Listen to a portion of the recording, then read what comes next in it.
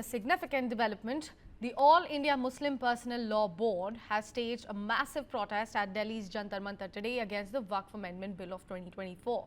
The protest comes amid allegations that the government is attempting to create divisions between Hindus and Muslims and undermine the authority of Waqf properties.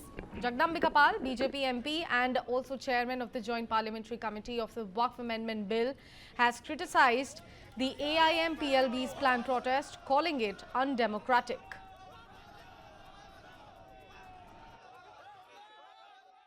अभी आज की तारीख में वक्फ की property से किसी गरीब मुस्लिम को या विधवा महिला बच्चों को क्या फायदा मिल रहा है? अभी तो रोज सुनाई पड़ता कि वक्फ की प्रॉपर्टी को किसी मुतवल्ली ने बेच दिया, कहीं वक्फ बोर्ड के किसी केयरटेकर ने बेच दिया। आज कोई institution, medical college, engineering college या कोई इदारा चल नहीं रहा है। आज जब ये सरकार इस अमेंडमेंट को लेकर के वक्फ में आई और उसको ज्वाइंट पार्लियामेंट्री कमेटी के सामने खुद स्पीकर साहब से आग्रह किया और स्पीकर साहब ने उस ज्वाइंट पार्लियामेंट्री कमेटी को जिम्मेदारी हम लोगों को दी। 6 महीने हमने पूरे देश में दिल्ली में 38 बैठकें की, एक बैठक 8-8 घंटे किया, 118 घंटे बैठकें किया। देश के तमाम राज्यों में गए, कर्नाटका गए, तमिलनाडु गए, तेलंगाना गए, महाराष्ट्र गए, गुजरात गए, आसाम गए, उड़ीसा गए, वेस्ट बंगाल गए, यूपी गए, बिहार गए।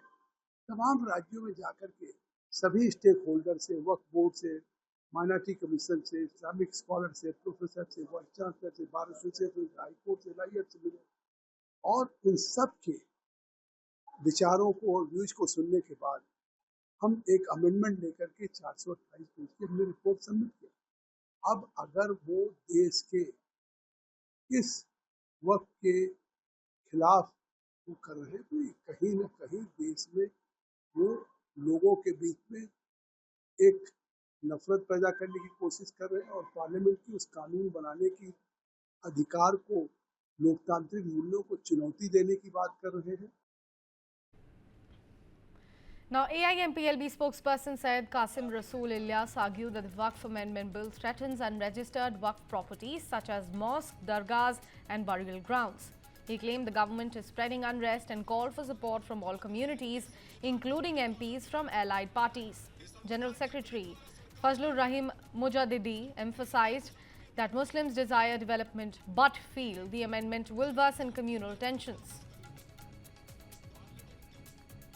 नरेंद्र मोदी जी की सरकार हिंदू मुसलमानों को जोड़ना चाहती है। नरेंद्र मोदी जी की सरकार ने 10% आरक्षण दिया इकोनॉमिक सेक्शन को, उसमें मुसलमान है। जनधन योजना है, आवास योजना है, उज्ज्वला योजना है, आयुष्मान भारत योजना है, ऐसी सभी मुद्रा योजना है। सभी योजनाओं का फायदा मुस्लिम कम्युनिटी को होता है।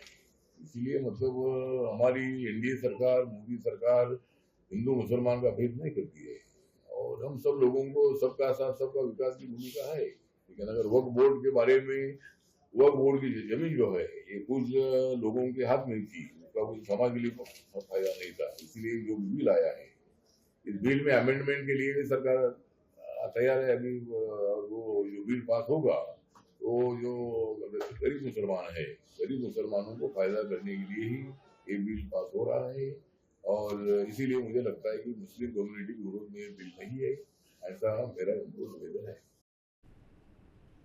Also, Congress leader Jairam Ramesh has accused the JPC of bypassing democratic norms, alleging that dissenting voices were ignored and the bill was quote-unquote bulldozed through the committee. The JPC report was tabled in Parliament on Feb 13th amid the opposition's uproar.